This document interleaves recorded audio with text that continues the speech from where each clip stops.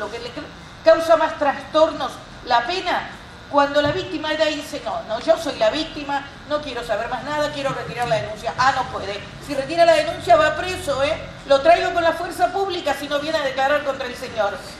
El dueño, la víctima es él. La víctima del conflicto es él, el que tiene derecho es él. El Estado solo se puede meter cuando realmente hay delitos graves, cuando hay violencia, cuando peligra la armonía de la sociedad, pero no por la serie de pavadas por las cuales ahora el Estado trabaja. Yo, como defensora del Tribunal Oral, he tenido juicios orales por un chico que entró a Musimundo y le rompió la tapita al CD, el control. Entonces, como rompió el celofán del CD, eso es robo, porque fuerzan las cosas. Entonces, llegó a juicio oral por eso. Todo el gasto, todo el daño. Ese es el tipo de cosas que no pueden ocurrir nunca más. O sea, en ese sentido, este código creo que camina por una buena senda y le reconoce a la víctima ser la titular, por lo menos en la medida de lo posible, y cuando realmente no haya una afectación a bienes superiores que el Estado debe velar. Brillante también, que no lo mencionaron, la condena a las personas jurídicas, la responsabilidad penal de las personas jurídicas. Ahí avanzamos muchísimo, porque muchas veces no lo grave, la contaminación del riachuelo, muchas otras cuestiones que tienen que ver con medicamentos. Hay un montón de cuestiones en las cuales todo el mundo queda impune porque no se trabaja seriamente y porque no podemos sancionar a las personas jurídicas. Esto es un avance importantísimo. Y, como ya les dije, la culpa temeraria es maravilloso. Ahora bien, ¿qué pasó con la reincidencia? Yo creo que la reincidencia quedó de otra manera, con un sistema más inteligente de fijación de penas y de imposición de penas, pero coincido con el doctor Herbeta que cualquier teórico va a demostrar que este código sigue valorando el hecho de que una persona haya purgado una pena anterior. Que realmente decir que desapareció la reincidencia es mentira. Les dije la omisión del aborto y la idea de punabilidad. La tentativa siguió quedando en su redacción bastante confusa, pero bueno.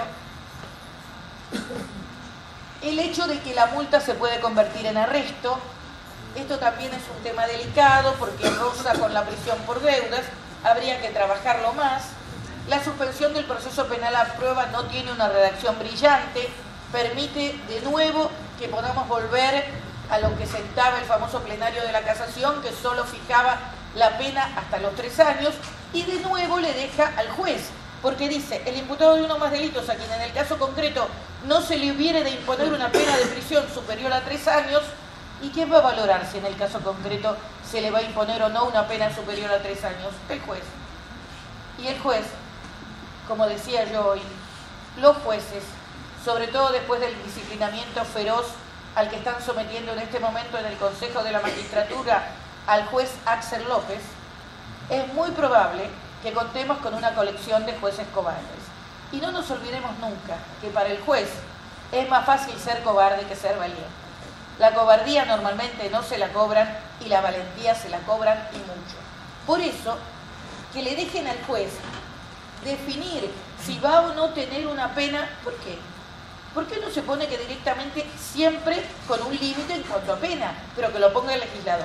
A mí esto tampoco me gusta y creo que vamos a volver por atrás. Ya les dije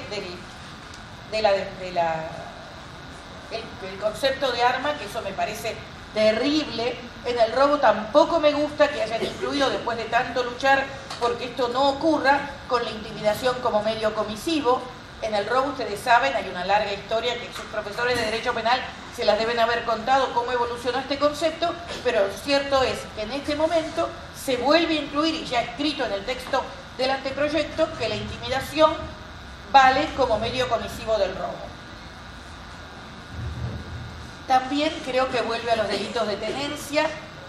Si uno lee la parte general, hubiera pensado que los delitos de tenencia no iban a aparecer, que la tenencia de armas no iba a estar, que los delitos de ese tipo iban a quedar excluidos, pero sin embargo, lo cierto es que están. Por eso me parece que es un código que, claro, ha hecho muchas concesiones. Pero ¿saben lo que tiene de importantísimo? De muy brillante. que tenemos una muy seria base de discusión. Porque lo que no podemos permitirnos es las discusiones esporádicas. Que ocurra un hecho terrible y venga el señor Bloomberg y logre juntar una plaza llena de gente y se empiecen a subir y bajar de manera loca todos los artículos del código. ¿Por qué?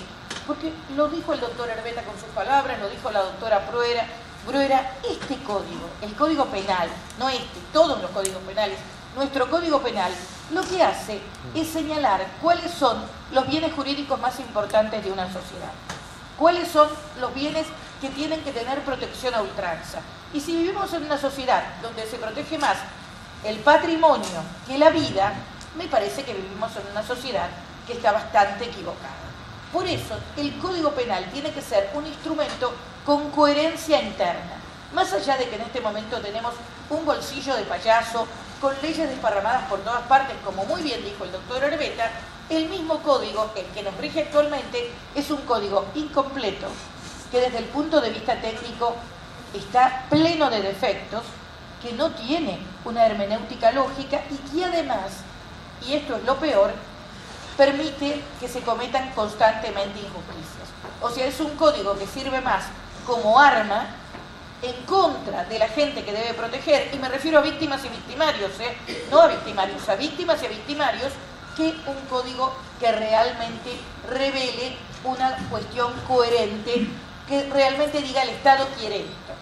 Yo estoy de acuerdo que el código no tiene nada que ver con la seguridad, pero también creo que es como el derecho penal es el arma más poderosa que tiene el Estado, cuando la aplica, la tiene que aplicar de manera racional. El código que tenemos ahora no es racional.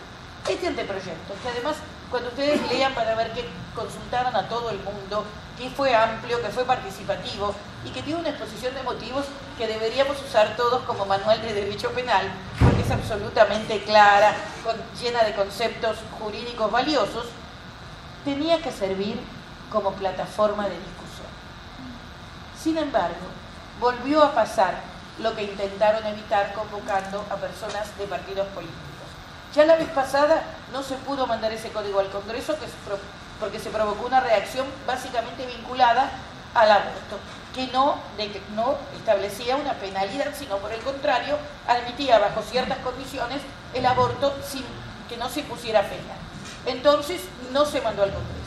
Esta vez lo que pasó es que se provocó una reacción vergonzosa, viniendo de un diputado de la Nación, una reacción incomprensible porque este código no es blando, una reacción que asustó a la población y habló de un referéndum. Sabiamente la Constitución establece que no se puede hacer un referéndum para las leyes penales, es decir, algo que no tiene ni pie ni cabeza, pero que provocó que los mismos partidos políticos que habían designado representantes para redactar el código dieran un paso atrás, le sacaran la escalera y los dejaran a los representantes colgaditos del pincel. Así se quedó Gil Lavedra, así se quedó Aslanian. Esto es grave. ¿Pero por qué es grave? ¿Por qué no lo podemos permitir? ¿Por qué existe justicia legítima? ¿Por qué estamos todos acá? Porque no podemos volver a la época de la dictadura. Nosotros, que fuimos jóvenes en la época de la dictadura, sabíamos que había cosas de las que no se podía hablar, que había temas que no se podían tocar, que había cuestiones que eran absolutamente vedadas, que estaban en la lista negra. Pero en este momento, a 30 años de democracia, no podemos permitir que no se pueda discutir un código. Y cuando digo discutir entre todos. Resulta que si entre todos, discutiendo de buena fe, sin mitos, resulta que la gente quiere la pena de muerte, y me iré del país, pero tendré que aceptar que el país quiere la pena de muerte.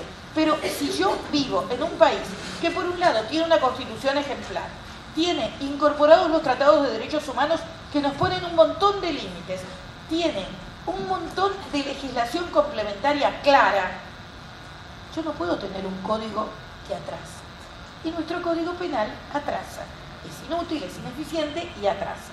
Entonces, a 30 años de democracia, y esto creo que tiene que ser el mensaje más fuerte, no podemos permitir que porque hubo una reacción absolutamente desmedida y desconsiderada, entiendo, insisto, porque estaba Zaffaroni presidiendo la comisión, si hubiera sido presentado por cualquier otro, este código hubiera recibido críticas solamente de las organizaciones a favor de los presos.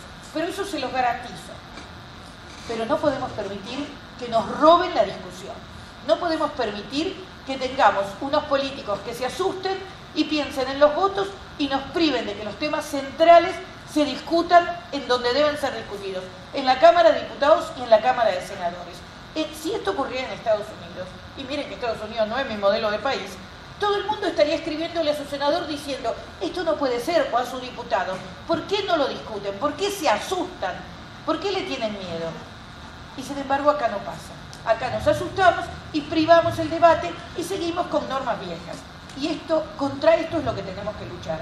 Porque una democracia se construye en base al debate, en base al consenso, pero en base a que se pueda hablar de todo. Que se hable del aborto, que se hable de la ley de imputabilidad, que se hable de qué tipo de código queremos, que se hable de si una cucharita es arma o no es arma. Si nos privamos de eso, estamos contribuyendo a tener una democracia de muy baja calidad. Y no podemos, porque por primera vez hace 30 años que vivimos en democracia, pero parece que todavía esto no lo hemos introyectado suficientemente. Y esta tiene que ser nuestra lucha. En nuestro país, en una Argentina democrática, se debe poder discutir de todo. Y en el Senado y en la Cámara de Diputados no puede ser que por temor a que suba o baje el caudal de votos o la opinión pública sobre determinado candidato, la gente, porque somos nosotros las víctimas, la gente se vea privada que se traten las leyes. Dentro de poco, si seguimos así, no se va a poder mandar ninguno. Y contra esto, insisto, es lo que hay que luchar. Este es un instrumento de debate. Es un instrumento que para un defensor podría ser mucho mejor, pero es un instrumento serio, trabajado y una brillante, útil base de discusión. Todos, desde la facultad y todos como ciudadanos, tenemos que exigir que este anteproyecto, o todos los anteproyectos que quieran, que el señor Massa redacte otro y lo presente, sean discutidos en la Cámara de Senadores y de Diputados. Si no, esto es una democracia falsa. Es una democracia que huele mucho a dictadura. Muchas gracias.